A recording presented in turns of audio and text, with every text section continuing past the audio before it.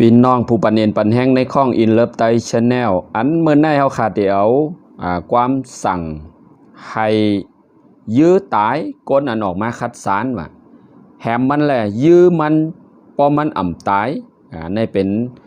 ความสั่งหลาดจี้เหนของซึกมานก้อนหนึ่งว่าอันได้เปิดเผยผุยปันหลังเขาเลยแทบตัดใจปลายเข้ากาอยู่ในเมืองอินติยาก็ว่าฮับอ่ำไรเฮ็ดจอมอ่ำไรตาสั่งให้เอาตายแหมตายก้นอันออกมาคัดสารปอกในค่ะเนาะความโอบของตำรวจมารปริกมารก็ได้ว่าเป็นซักเซอันใหญ่ๆลงอันใจอันแมนเต้หันว่าลองการซึกมารอำนั้นเมืองมารเลยยกการระดับตาที่ยอบเอาตายก้นอันออกมาเหนกลางใจย่อก็เตลัยใจตังแทบตัดอันเด็ดขาดเอาตาย8ว่าให้ถึงขั้นว่าก้นอันออกมานั่นว่าออกมาประท้วงวันเวิร์กพอยต์ทูเดย์ในคณะย่อก็เตนำลองการอุบลาดของปริกมานเจนได้มาให้พี่น้องเขาเลยถ่อมหัน1สำนักข่าวรอยเตอร์ว่าเลยอุบลาดจอมเย่ตำรวจปริกก็ได้ว่าเลยแทบตัดใจคำแหลนขอปลายเพก็อยู่ในเมืองอินติยาโดยให้คอเหตุผลว่าเตลัยปลายว่าโกตาเดซึกมันอำนั้นห้องว่าปริเยผู้ใหญ่ก้นหลงเตเอาตายจอมหนังนั้นแหละสั่งให้กะแหมตายก้นเมืองอันนั้นตาเฮ็ดอำไรว่าก็ว่าตัวเจ้าเก่าเฮ็ดอำไรจ่องไปว่า2มา1ในเยปริกเตียนย้อนปลายเขาก็อยู่ที่ในเมืองอินติยาเอาพื้นลิกจอมหนังแคปโตมาผุงตีนเขาเซแลจี้ไลลาดเย่าก็ให้เปิ้นฮู้ว่าเขาเป็นเยมีมาผุงตีนก้นเป็นเยเย่าก็เซอร์โคหูพางใส่เซอร์โคอันเมื่อยามเขาเป็นปริกเยมานนั่นในคณะเย่าก็เลยอุบลาดอ้างว่าเลยเฮ็ดนาการก้นเป็นเยจอยลุมลาก้นเมืองมาตาเป็นข้าวยามเก่าปีเย่าเนี่ยว่าทนสามมาปริกเยมานก็ได้ว่าอันเลยย้อนปลายเพก็อยู่ไว้ตีในเมืองอินติยาได้ย้อมอุบลาดตาเยตำรวจ6ก็แทบตัดใจลักปลายคำดินแดนตาเตลักปลายเพอ่ำยอมเฮ็ดจอมหนังความสั่งจีเนให้เฮ็ดนาการเมื่อวันที่27เดือน2และแทบตัดใจได้ไปลูกตีเมืองคำปัดของเมืองมานเมื่อวันที่1เดือน3ในค่ะโดยไปตินเขาก็ตั้งในเมืองอินทิยาใจข้าวยาม3วันค่ะจอมหนังการอันเยปลิกในไรจับตัดใจปลายลูกปลายเมมีลูกสาว2ก้อว่ะเหมือนจังหนังอาสากก้อหนึ่งในอาสาก6เดือนว่ะเขากลัวว่า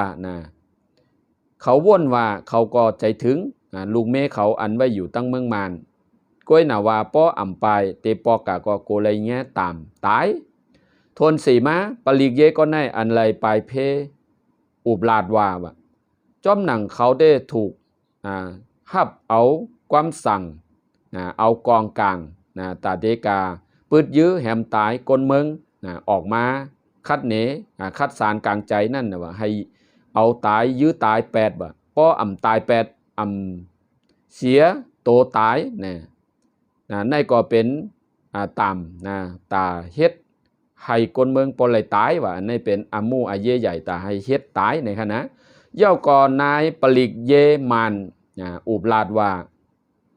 ความสั่งในว่ามันอ่ำไปจอมจีการจอมหนังเยปลิกอันเขาอุบอู้อันเขาเลยเห็นหู้มาว่าการ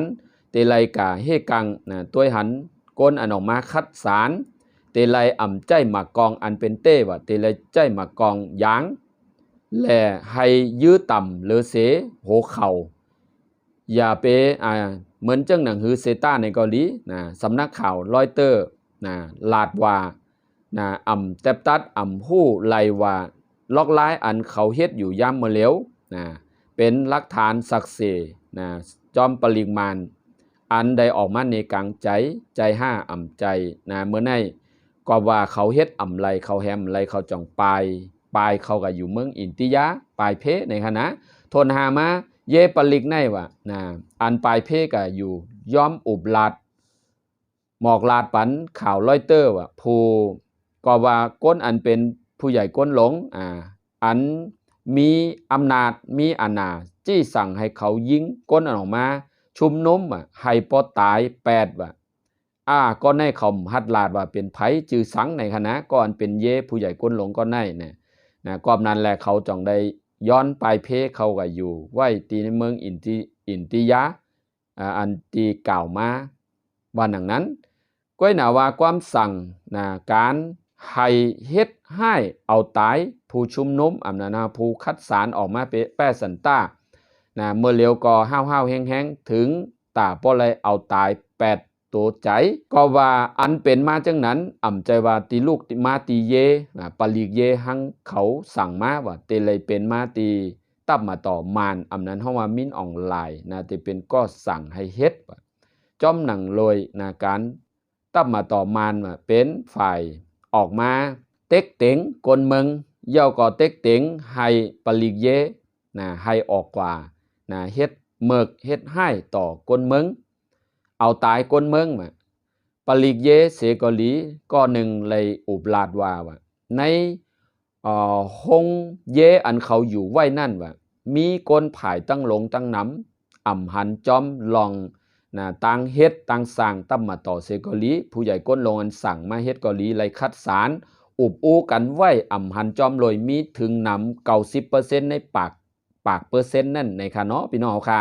นะกอบนั้นแหละ90%นั่นก็ว่าเขาหันจอมลอยก้นอันออกมาในกลางใจว่าก้อยหนาว่าอ่ำมีไผฮัดออกมาลาดบ้านหนังในค่ะเมื่อในหันถึงจึงหือในจอยกันแซ่ช่วงออกปันเสกรรมติค้าไม่สุงค่ะ